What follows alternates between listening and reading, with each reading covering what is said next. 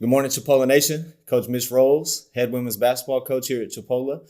Today we have a special guest, Coach Upe Atosu, assistant coach here at Chipola. We're going to go over a couple topics today. We'll go after our first game, talk about the following week's schedule, go over the roster a little bit, and just kind of chat about the upcoming season. So welcome, Upe. Glad to have you here. Thanks, Coach. Welcome, So good welcome. to have you too. Before she gets to talking, I want to introduce her a little bit. Coach Upe is in her second year here at Chipola.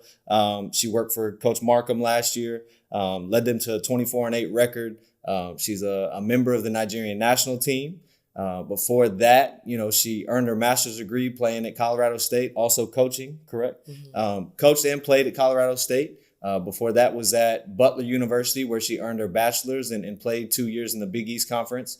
And if I'm correct, you played against UConn back Yes, when we UConn did. was Yeah. still in the conference. Yeah. So played at a very high level, is very successful in her academic career. And before all that, I was lucky enough to coach her for 2 years at Lebec Community College, where she was an All-American, one of our hardest workers, if not our hardest worker on the team. And more importantly, she's my grandmother's favorite player. So, it's nice to have you here. Thanks, I Coach. appreciate you coming. Appreciate it. The first question I would have for you, tell us a little bit about yourself, where you're from, what brought you to Chipola, and just how your coaching career got started.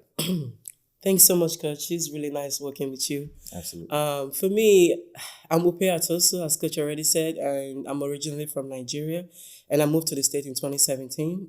Coach Ross brought me here, so I played for him, and from there, excuse me, not the God has been faithful, and all through the journey with my academics and basketball. So when I went to Colorado State after I graduated from Butler, where I had my degree in communication. So I went to Colorado State. So I did my master's in sports management.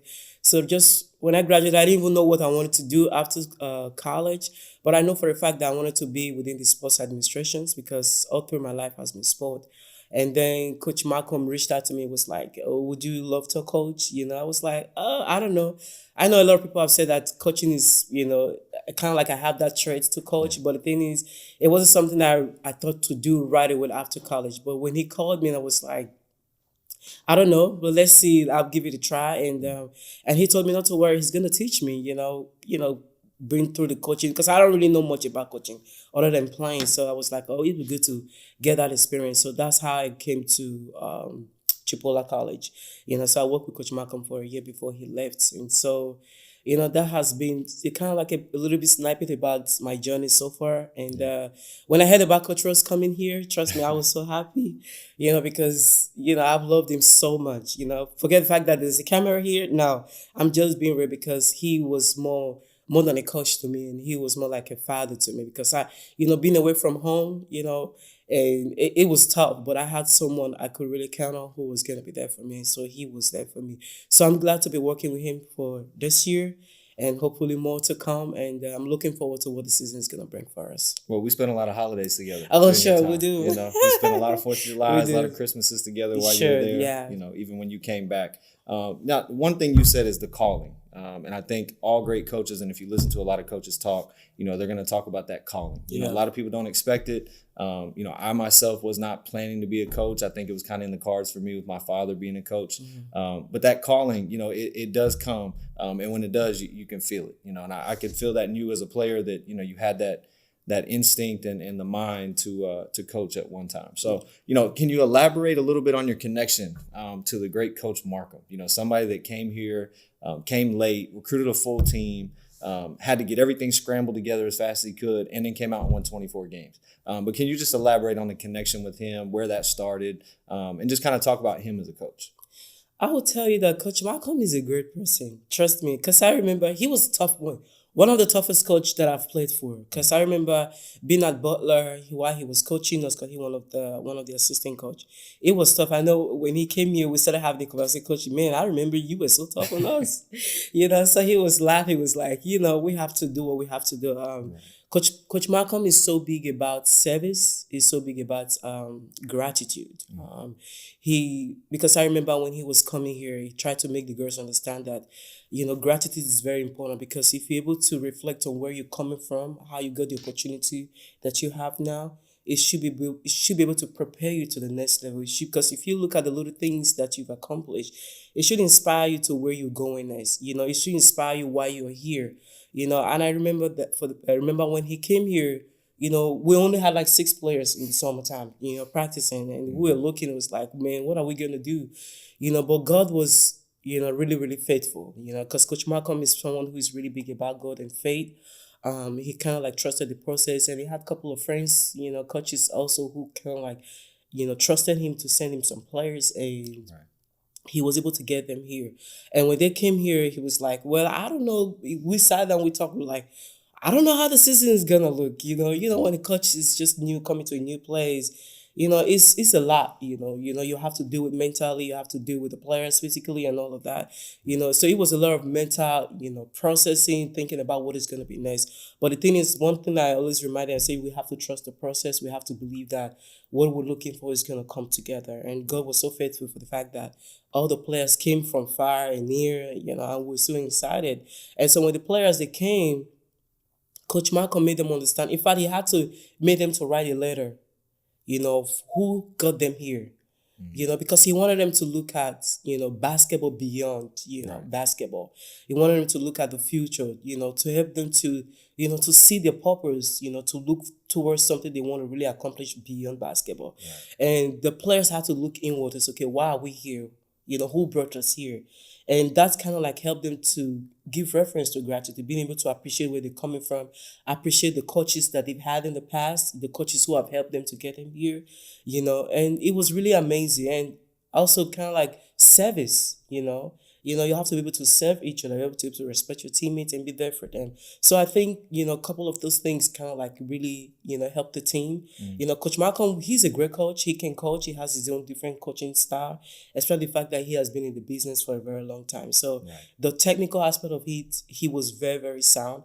But the thing is that if a team cannot really bind, it can be really hard for them to be able to perform. Right. So I think we had a good buy-in, and why trying to make the players understand that this is bigger than basketball. So I think that was what kind of like helped us in the season. And it starts at the top. It's the leadership. And he definitely was a great leader. Yes. Going into that topic, I think there's a long history of winning. A long standing tradition here at Chipola, especially on the women's side, but also in other sports too. But just here in general, you had Coach Franklin here for over a decade, winning a national championship, always competitive. Then you have Coach Markham come in, so we're going to have to take pages out of their book, if we want to be successful like they were, and get the right type of kids in here and those types of things. So now I know a lot of that success is going to come, again, from the top, from our administration, great support from Dr. Clemens, great support from Coach Johnson, John Rushing, and everybody above us. But, one thing I want to talk about is the fan support. My experience has been second to none since I got here. You have people like Rhonda and Lewis Burke, who fed me and my family the first day I moved in.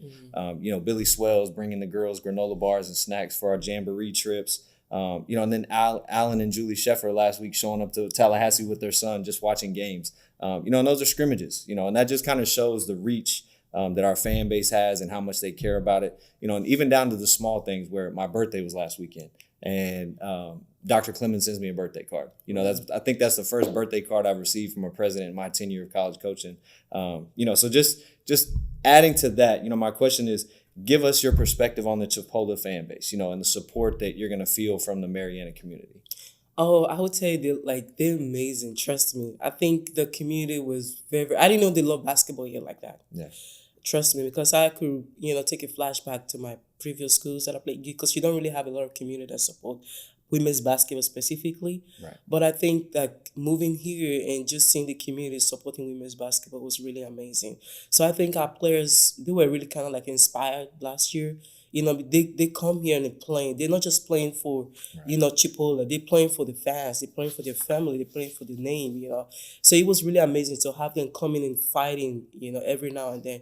I think last year we only had one home loss. We only had one home loss to Gulf Coast. That's to let you know that the community were very, very supportive, and the girls, they have this inspiration coming to play. So I think for the community, they were very, very supportive. Sometimes in practice they show up, they come cheer up the girls. They were like, we want to know what's going on.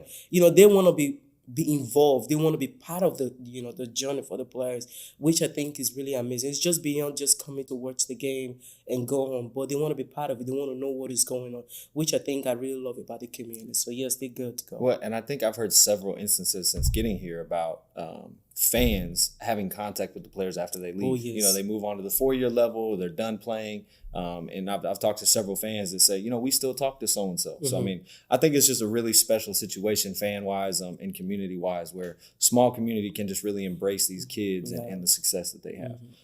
Now, for the fans, what can they expect this year? What are your thoughts on this year's team? What are your expectations for the season? You've been here for 2 years. You've seen the conference. You've seen the layout. With everything you've seen from this team for the past couple months, what are your expectations for the team this year? It's win-win-win. Because I know for the fans, they'll tell you like, Chipola Nation, all we do is win. That's right. They're very strict and they'll tell you point blank, all we want you guys to do is win. So I think my expectation too is not kind of like different from what we had last year. Because I feel like we have a very group of kids this year who is really gonna be a dog. Who wants to fight, who wants to hoop and play basketball. So my expectation is very high. Looking forward to a great season with the players. So I have no doubt at all. So I'm expected. So I'm happy as well for the season to start with our first game with Bishop State next week, Monday. So I'm looking forward to that. Well, so and how are we going to win these games? What style of play can you expect from a Coach Rose, Coach Upe, and Coach Gabby led team? What type of style of play? It's aggressiveness. Like last year, Coach Malcolm was very big about aggression, being aggressive, be a dog on the court, fight until the last whistle. And I think that's also applies to you because I've seen that in practice. You're so big about, defense is really used for Coach Rose. He's so big about defense more than offense because at the end of the day, defense will always win championships. They'll tell you offense wins games. So we're very big about defense. That was the same thing last year. So I think you guys need to expect that from us. We're gonna be done. If we have to have 5 fouls, we're gonna do it as long as we win. So, but at the end of the day, we're gonna kind of like manage the game. But yes, when it comes to defense, when it comes to aggressive, when it comes to playing basketball, you're gonna see that, and it's gonna be fun. So I'm looking forward to that. Well, and I think recruiting-wise, we have to find players that can score. We'll teach them to play defense. Sure. We'll make them play defense. So Sure. I think we did a good job recruiting. I think we have a bunch of pieces capable of scoring, capable of taking over games. I think just looking at the roster, I think there's probably 5 to 7 kids that could average double figures this year. Sure. So hoping to have a really balanced team, but obviously the defense is going to be what really matters. Just a little recap of our jamborees. We played in 8 scrimmages. We did end up going 8-0, so we did play well. We saw some things from a lot of freshmen that we didn't expect, good things, positive things. A couple sophomores stepped up and led us and did a really good job in some areas. So we're happy about that. And we won those games with a bunch of injuries. So, I mean, I don't know about you, but for me, to be able to play some people that might not be our first string or might not be our second string and to get them valuable minutes in October, it felt good for me as a head coach. So excited to get started. Like she said, November 4th, we're going to be starting at Bishop State. Which is in Mobile. We'll be playing them at 6 o'clock on the road. Very talented group. I don't think you guys played them last year. No, we didn't. But very talented. They always play hard. I watched film on them a couple times. They gave Shelton State a run last year for the Alabama region. They end up winning 19 games. So, we're going to have our hands full. I did recruit 2 players on their team, so there's going to be a couple kids we really have to scout. But we're going to have to stay composed. First game of the year on the road, young group, team that hasn't played a lot together. We're going to have to be really composed. And then that following weekend, we'll be back in Panama City, kind of around the area. We'll play on Friday, November 8th at 12 noon. We'll play Daytona State, who we've seen in a couple scrimmages, and they look really good. They're led by a former Division I coach that I've known for a long time. So they're going to be a tough test. And then on November 9th, that Saturday, we'll be playing Andrew College. So, while we're in enemy territory, but we're really excited about the season started. I'm really glad you could join us today. Hopefully, we can start this season off the right way. But I appreciate you, Chipola Nation. Have a great week.